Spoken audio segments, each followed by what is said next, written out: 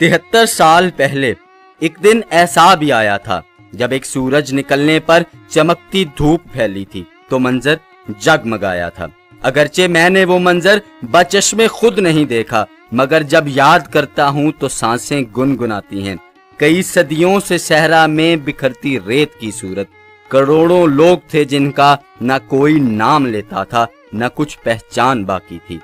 हर एक रस्ते में वहशत थी, सभी आंखों में हसरत थी। ना आवासी हुनरमंदी, ना अगली शान बाकी थी।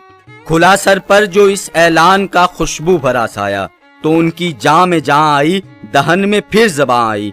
73 साल पहले का वो एक एहसान मत भूलो, खुदा की खास रहमत है ये पाकिस्तान मत भूलो। दोस्तों, रिश्तों में सबसे बड़ा रिश्ता है वतन, खुशियों में सबसे अहम खुशी वतन की है। आए इस मुकद्दस रिवायत को कायम करें और यौम आज़ादी पाकिस्तान को बतौर ईद आज़ादी मनाएं।